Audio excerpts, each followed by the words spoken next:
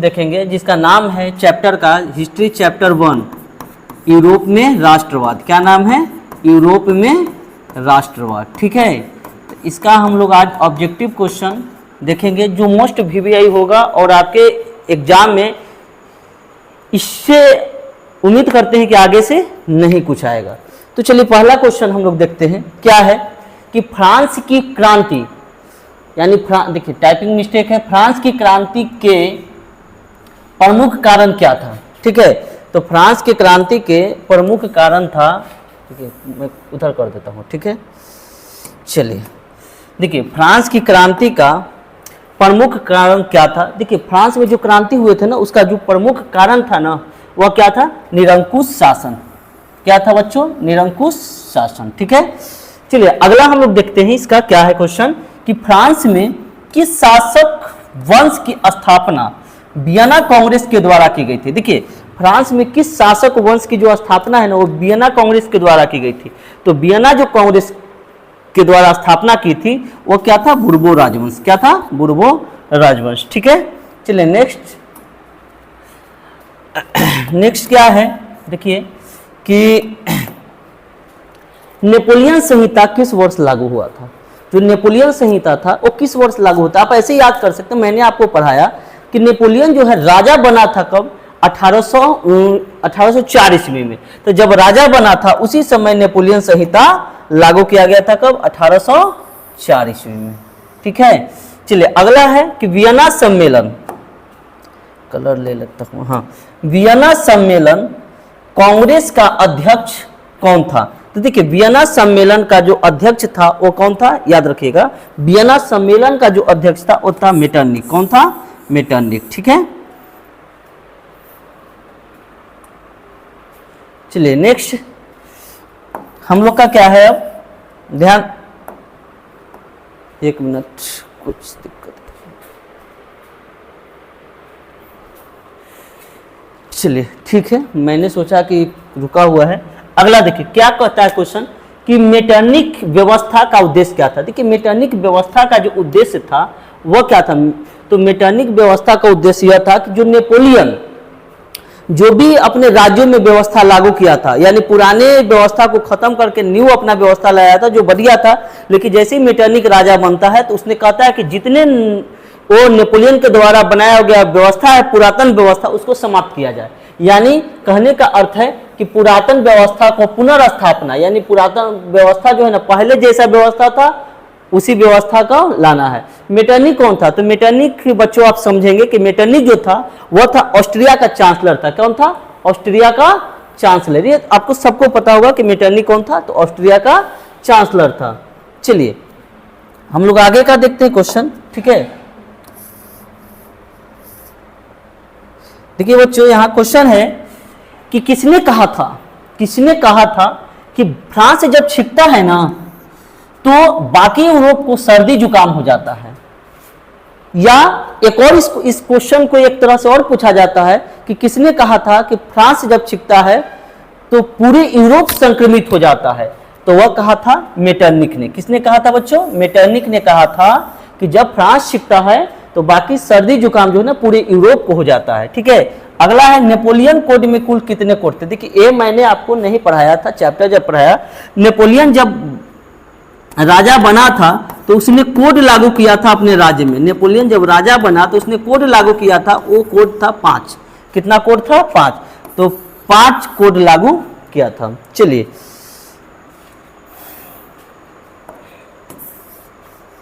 देखिए अगला हम लोग का क्या है बच्चों, समझेंगे कि रोमानीवाद क्या था।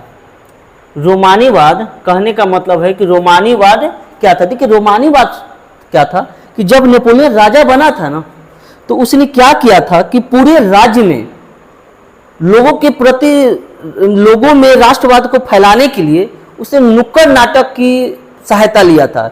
जहां तहां लोगों को जागरूक करता था नुक्कड़ नाटक से। तो वह जो था रोमानीवाद में ही नुक्कड़ नाटक किए जाते थे। ये क्या था? एक सांस्कृतिक आंदोलन था। क्या था? एक सांस्कृतिक आंदोलन, यानी सांस्कृतिक कार्यक्रम से लोगों के दिल में राष्ट्रवाद की भावना जगाया जा रहा था। अगला है कि इटली एवं जर्मनी वर्तमान में किस महादेश के अंतर्गत आते हैं? तो इटली और जर्मनी, मैंने ये हजारों बार आपको वीडियो जो बनाए हैं, वो फर्स्ट चैप्टर पढ़ा है हिस्ट्री का, तो उसमें आपको ये बताया गया है कि जो इटली और जर्मनी था ना, ये वर्तमान में आज यूरोप महादेश के अंतर्गत आता है। कौन सा महादेश बच्चों? यूरोप महादेश के अंतर्गत आता है। उम्मीद करते होंगे आपको ये समझ में आ रहा होगा। किस महादेश के अंतर्गत आता है? यूरोप महादेश के अंतर्गत। ठीक है, चलिए आगे हम लोग देख लेते हैं।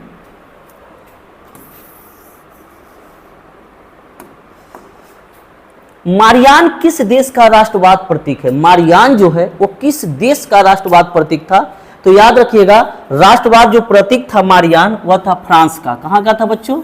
फ्रांस का था। ठीक है, चलिए आगे देखते हैं कि राष्ट्रवाद की अवधारणा 12 नंबर, राष्ट्रवाद की अवधारणा का जन्म किस घटना से माना जाता है? यानी राष्ट्रवाद की अवधारणा का संबंध जो है वह किस घटना से माना जाता है? याद रखिएगा, लोगों में राष्ट्रवाद की भावना जो आ गई थी ना, वो फ्रांस में कब आ गई थी? पूर्ण जागरण काल से ही आ गई थी। कौन सा काल? पूर्ण जागरण काल। अगर आपको यह भी फंसाने के लिए दिया है कि फ्रांस की क्रांति, देखिए फ्रांस की क्रांति जब हुआ तो उस समय पूर्ण रूप से राष्ट्रवाद की भावना जागृत हुई, लेकिन पूर्ण जागरण काल जब चला था उस समय से क्या हुआ कि लोगों में राष्ट्रवाद की जो धीरे धीरे भावना पनप रही थी, इसलिए आंसर जो राइट है वो क्या है? पूर्ण जागरण काल। ठीक है, चलिए आगे हम लोग देखेंगे।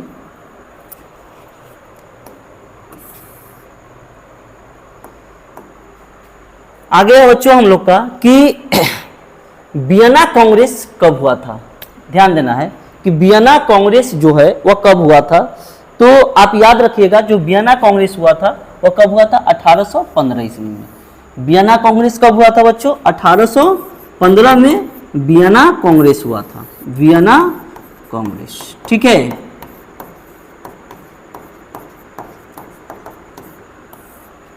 चलिए आगे है कि 1830 की क्रांति, जब फ्रांस में 1830 की जो क्रांति हुई, उसके बाद फ्रांस में किस प्रकार का शासन स्थापित हुआ था? ध्यान देना है, जब फ्रांस में, जब नेपोलियन ने 1830 में फ्रांस की जो क्रांति हुआ, उसके बाद जो नेपोलियन ने अब शासन अपना स्थापित किया, वहाँ जब वह राजा बना, तो जितने वो निरंकुश शासनवादी जो भी वहाँ पर प्रक्रिया था, सबको खत्म किया और बोला कि नहीं, ये जनता का शासन है। एक संवैधानिक राजतंत्र की स्थापना किया। कैसा?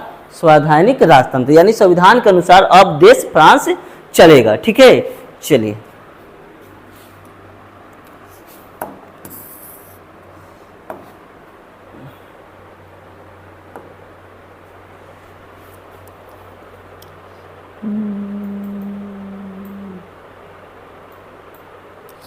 देखिए अगला है बच्चों कि एक्ट ऑफ यूनियन।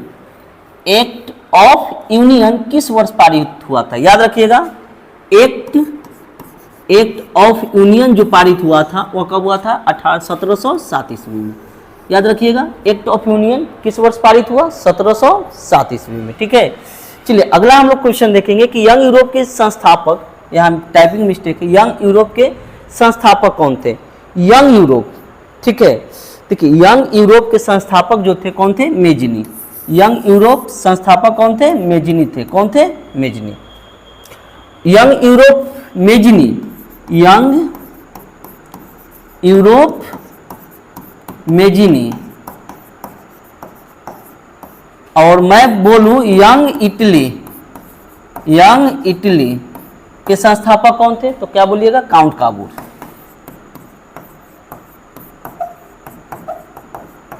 चलिए आगे है, देखिए क्या कहता है कि इटली के एकीकरण का मसीहा किसे कहा जाता है? जो इटली के एकीकरण का मसीहा जो है वो किसे कहा जाता है? ध्यान दीजिएगा, तो इटली के एकीकरण का जो मसीहा है वो मेजिनी को कहा जाता है। किसे कहा जाता है बच्चों? मेजिनी को। इटली के एकीकरण का मसीहा किसे कहा जाता है? मेजिनी को कहा जाता है। याद रखना है, मेजिनी का संबंध किस संगठन से था? देखिए, जब मेजिनी का संबंध जो है एक कार्बोनरी नामक वो संगठन का स्थापना किया था। यह गुप्त संगठन था कार्बोनरी। ठीक है,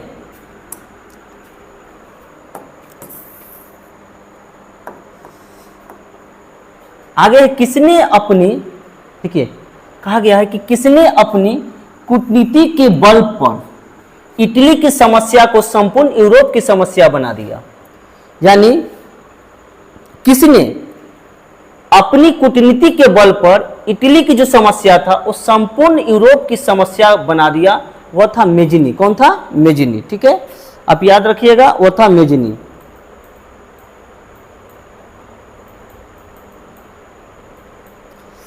नहीं, एक मिनट बच्चों रुक जाइए। किसने अपनी कूटनीति के बल पर इटली की, अच्छा इटली नहीं, ठीक है, वो है काउंट काबूल। कौन होगा? काउंट काबूल, जो इटली की समस्या को, संपूर्ण यूरोप की समस्या को बना दिया था, वो था काउंट काबूल। ठीक है, यंग इटली की स्थापना, यंग इटली जो था उसका संस्थापक कौन था? याद रखिएगा, मेजिनी। कौन था? यंग इटली, मेजिनी था। अच्छा, मैंने अभी बताया यंग इटली, एक मिनट,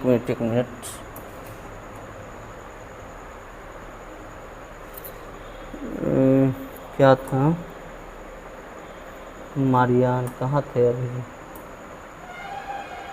यंग यूरोप, उनकी बुक थोड़ा सा देख लेते हैं। यंग यूरोप,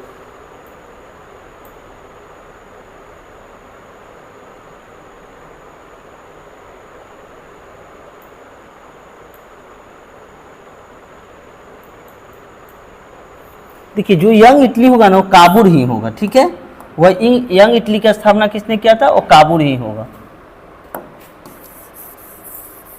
या आप याद रखिएगा, काउंट काबूल होगा। चलिए आगे देखेंगे।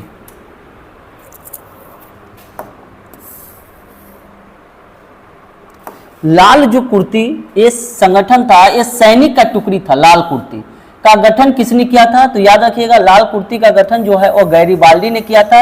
इसमें 10,000 सैनिकों का गठन किया गया था। कितना सैनिक? 10,000 सैनिक का भर्ती किया गया था। किसमें? लाल कुर्ती में। ठीक है, काबूल कौन था? ठीक है, अगला है हम लोग का कि काबूल कौन था। तो बताइएगा ये काबूल कौन था? तो काबूल जो था वह इटली का प्रधानमंत्री था। कौन था बच्चों? काबूल इटली का प्रधानमंत्री था।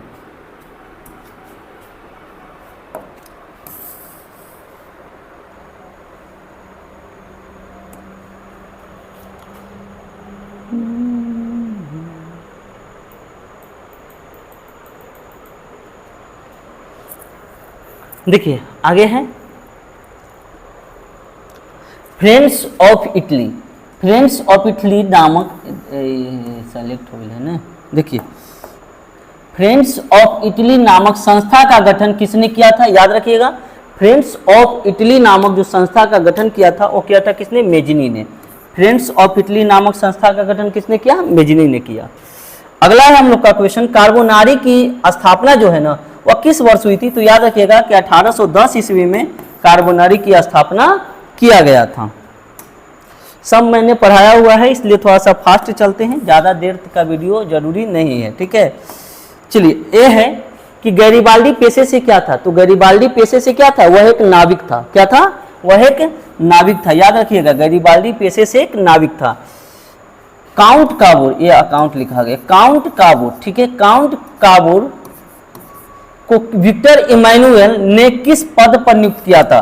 तो देखिए काउंट काबूल को विक्टर इमैनुअल ने प्रधानमंत्री के पद पर नियुक्त किया था। किस पद पर? प्रधानमंत्री के पद पर नियुक्त किया था।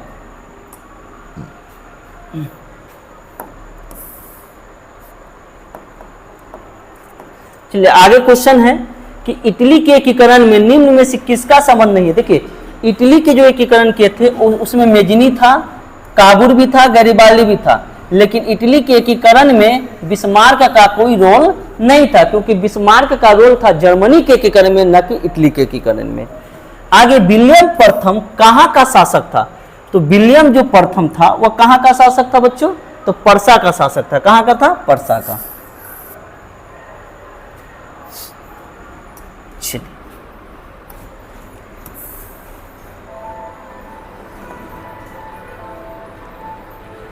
जॉल्वे राइन की स्थापना किस राज्य ने किया था? बताना है, जॉल्वे राइन की स्थापना किस राज्य ने किया था?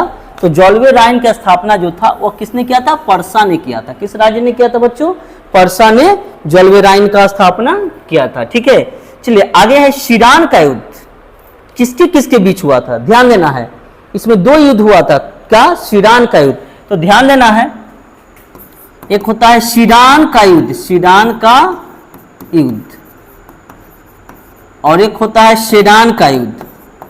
ये दोनों याद रखिएगा। सेडान का, एक मिनट पेन को थोड़ा मोटा करो, सेडान का युद्ध।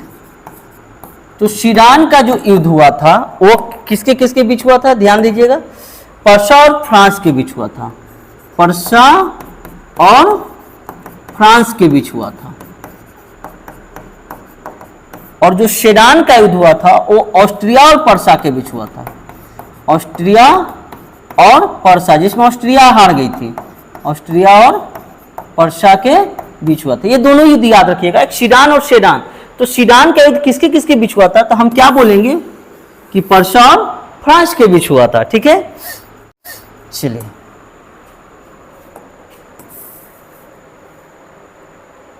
ध्यान देना है। कहता है कि बिस्मार्क जो है 31 नंबर, बिस्मार्क जो है वह बिस्मार्क किस विद्वान के विचारधारा से प्रेरित था। तो बिस्मार्क जो है वह हिगेल की विचारधारा से प्रेरित थे। किसके, हिगेल के। याद रखिएगा, बिस्मार्क जो है वह हिगेल को मानते थे, हिगेल के विचारधारा से वो क्या रहते थे, प्रेरित रहते थे। अगला है कि 32 नंबर, कि इटली और जर्मनी के एकीकरण के विरुद्ध निम्नलिखित में से कौन था। देखिए, इटली और जर्मनी के एकीकरण कौन नहीं होने देना चाहता था, वो था ऑस्ट्रिया। कौन था, ऑस्ट्रिया। ठीक है, यह बाधक बना हुआ था।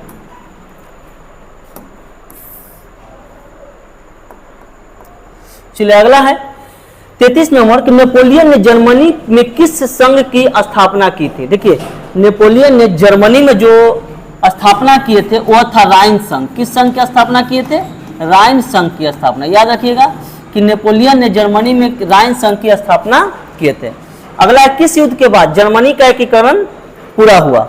देखिए, किस युद्ध के बाद जर्मनी का एकीकरण पूरा हुआ, तो वह है सीडान युद्ध के बाद। किस युद्ध के बाद पूरा हुआ, सीडान युद्ध के बाद। ठीक है, कोई दिक्कत समझ आ रहा है।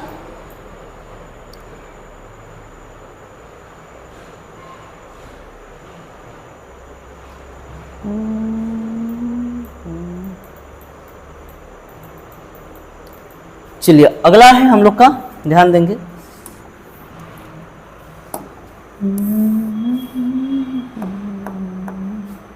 अगला है बच्चों की जर्मेनिया क्या है। ठीक है, ध्यान रखना है। जर्मेनिया नाम से आपको नहीं पता लग रहा है, जर्मेनिया यानी जर्मनी से रिलेटेड होगा।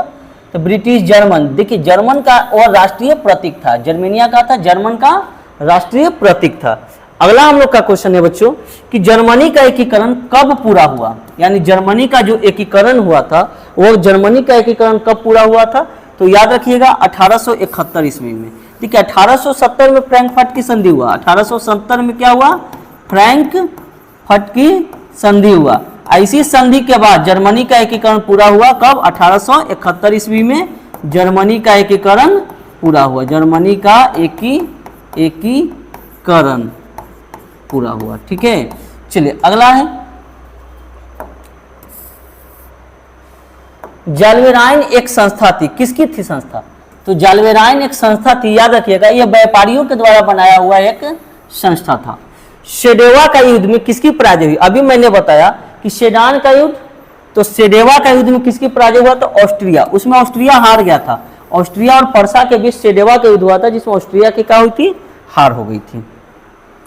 और सीडान का युद्ध तो आपको पता ही। चलिए, बिस्मार्क क्या था, ध्यान देना है कि बिस्मार्क जो था एक कूटनीतिज्ञ था। क्या था बच्चों, कूटनीतिज्ञ था। बहुत बड़ा चतुर और बहुत चालाक था। इसने पर्सा का एकीकरण, जर्मनी का एकीकरण इसने ही किया, यानी बिस्मार्क ने ही जर्मनी का एकीकरण किया था। हिगेल कौन थे, तो ध्यान रखना है हिगेल जो थे वह थे दार्शनिक। क्या थे, दार्शनिक थे हिगेल।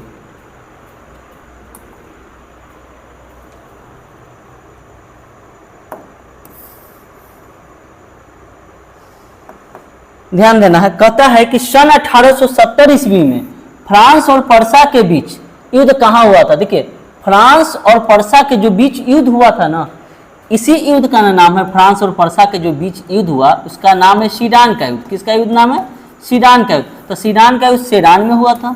ठीक है, किस संधि द्वारा जर्मनी का एकीकरण पूरा हुआ, तो याद रखिएगा जर्मनी का जो एकीकरण हुआ था वो फ्रैंकफर्ट संधि के द्वारा पूरा हुआ। किस संधि के द्वारा, फ्रैंकफर्ट की संधि के द्वारा।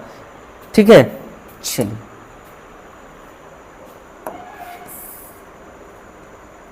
ध्यान देना है। अगला क्वेश्चन है कि सेल्सविग्स ये शहर था जी, सेल्सविंग्स और होल्स्टीन। होल्स्टीन और सेल्सविंग जो था, सेल्सविंग और होल्स्टीन का संबंध किस देश के एकीकरण से? तो देखिए जर्मनी का जब एकीकरण हुआ था ना, तो उसी समय ये दो शहर का जिक्र होता है, सेल्सविंग और होल्स्टीन को। जर्मनी के एकीकरण में बिस्मार्क ने इसको क्या किया था? जीता था। चलिए, जर्मन राइन राज्य का निर्माण किसने किया था? तो जर्मन राइन, ध्यान देना है, जर्मन राइन का जो निर्माण है वो किसने किया था? जर्मन राइन, नेपोलियन ने। ठीक है, ये नेपोलियन हो जाएगा, हाँ नेपोलियन बोनापार्ट। ठीक है, चलिए बच्चों आगे।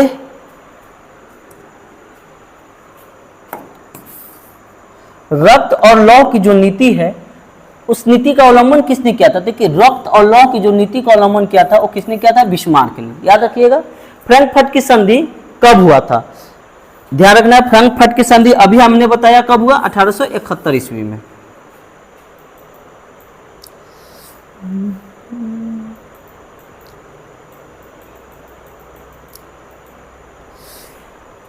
ठीक है बच्चों, फ्रैंकफर्ट की संधि कब हुआ?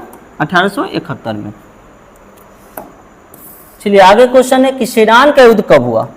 क्या है बच्चों? सेडान का युद्ध कब हुआ? तो याद रखिएगा, सेडान का युद्ध हुआ था 1870 ईस्वी में। सेडान का युद्ध कब हुआ? 1870 में। अब फ्रैंकफर्ट की संधि हुआ 1871 में। सब याद रखना है, ऑब्जेक्टिव क्वेश्चन है, आपको याद करना होगा। ठीक है, जर्मनी के एकीकरण का प्रमुख वास्तुकार कौन था? तो जर्मनी के एकीकरण का जो प्रमुख वास्तुकार था वो कौन था? याद बताइएगा। जर्मनी के एकीकरण किससे संबंधित है? बिस्मार्क से ना। तो ये प्रमुख वास्तुकार कौन था? बिस्मार्क था। अगर बिस्मार्क नहीं होता तो जर्मनी का एकीकरण संभव नहीं था। ठीक है, चलिए आगे है कि 1870 ईस्वी 1871 में कौन सी संधि हुई थी? तो अभी मैंने बताया फ्रैंकफर्ट की संधि। जर्मनी के एकीकरण के लिए कौन उत्तरदायी है? तो जर्मनी ना, बिस्मार्क। जर्मनी के एकीकरण के लिए कौन उत्तरदायी है? बिस्मार्क।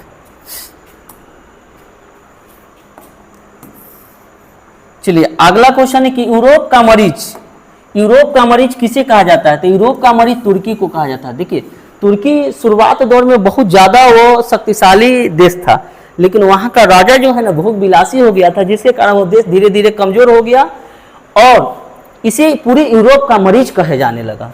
अगला है, यूरोप वासियों के लिए किस देश का साहित्यकार एवं विज्ञान प्रेरणा का स्रोत है? देखिए, पूरे यूरोप में एक यूनान ऐसा देश था जो बहुत समृद्ध और विद्वानों से भरा हुआ यह देश था, इसीलिए इसको कहा गया है कि साहित्य और विज्ञान प्रेरणा का स्रोत रहा है। कौन? यूनान। कौन? यूनान। ठीक है,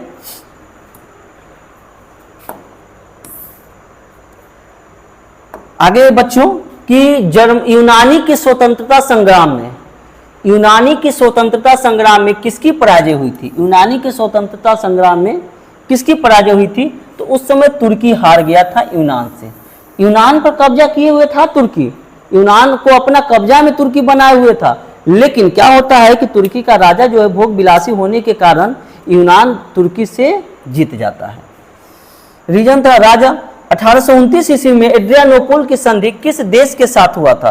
तो देखिए 1829 ईस्वी में कहा गया है कि 1829 ईस्वी में एड्रियानोपोल की जो संधि है वह रूस के साथ हुआ था। रूस के साथ हुआ था, के साथ एड्रियानोपोल की संधि कब? 1829 ईस्वी में। ठीक है, चलिए ज्यादा नहीं, अब एक दो स्लाइड है, थोड़ा सा देख लेंगे, है ना। कहा गया है कि यूरोपीय सभ्यता का पालना किस देश को कहा जाता है? तो यूरोपीय जो सभ्यता का जो पालना था वह यूनान था। किस देश को कहा जाता है बच्चों? यूनान को, क्योंकि यूनान विज्ञान और स्रोत से क्या था? बहुत भरा पूरा था, बहुत अच्छा, वहां पर लोग विद्वान, एक अक्षर के विद्वान थे। ठीक है, इसीलिए कहा जाता है कि यूरोपीय सभ्यता की क्या है? पालना है। अगला, हंगरी की भाषा क्या है? देखिए बच्चों, इटली की जो भाषा थी, इतावली क्या था? इतालवी। इटली का भाषा इतालवी था, लेकिन हंगरी का जो भाषा था वो मैग्यार था। क्या था? मैग्यार। चलिए एक क्वेश्चन अब लास्ट है हम लोग का, है ना।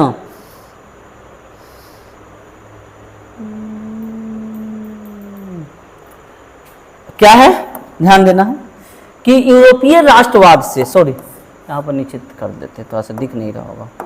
हाँ, यूरोपीय राष्ट्रवाद से प्रभावित होकर किस भारतीय शासक ने जैकोबिन क्लब यानी जैकोबिन क्लब की स्थापना किस शासक ने किया था? तो याद रखिएगा टिप्पू सुल्तान ने जैकोबिन क्लब की स्थापना किए थे। अगला क्वेश्चन है कि 19वीं शताब्दी में यूरोप में राष्ट्रवाद के विकास का क्या परिणाम हुआ? यानी 19वीं शताब्दी में यूरोप में जो राष्ट्रवाद का परिणाम का क्या, ध्यान देना, 19वीं शताब्दी में यूरोप में राष्ट्रवाद के विकास का क्या परिणाम हुआ? तो राष्ट्रवाद के जो विकास का परिणाम हुआ वह क्या हुआ कि राष्ट्रीय राज्यों की स्थापना हो गई, राष्ट्रीय राज्यों की स्थापना हो गई। आई होप आपको ये वीडियो अच्छा लगा होगा, मैं जल्दी में बनाया हूँ क्योंकि ये सब मैंने आपको पढ़ाया हुआ है, ये ऑब्जेक्टिव क्वेश्चन था इसलिए थोड़ा फास्ट बनाया गया है। अगर आपको ढंग से समझना है तो इसके जो सब्जेक्टिव क्वेश्चन मैं पार्ट बाय पार्ट करके डाला हूँ उसको आप देखिए, बहुत मजा आएगा। और जो बच्चे अगर पढ़े होंगे सब्जेक्टिव क्वेश्चन जो मैं नोट्स डाला हूं तब ये आपको बहुत ढंग से समझ में आया होगा। मैं ये नहीं समझता हूं कि इसको इस पे दिन काटने से कोई फायदा है, क्योंकि मैं अगर ऑब्जेक्टिव का वीडियो 2 घंटा का बना दूं तो ये मेरी मूर्खाई है, क्योंकि मैंने इसको डिटेल में आपको पढ़ाया हुआ है। वही क्वेश्चन यहाँ पर ऑब्जेक्टिव क्वेश्चन मैं समझाया, इसलिए थोड़ा फास्ट चला। ठीक है, तो वीडियो को अंत तक देखने के लिए धन्यवाद।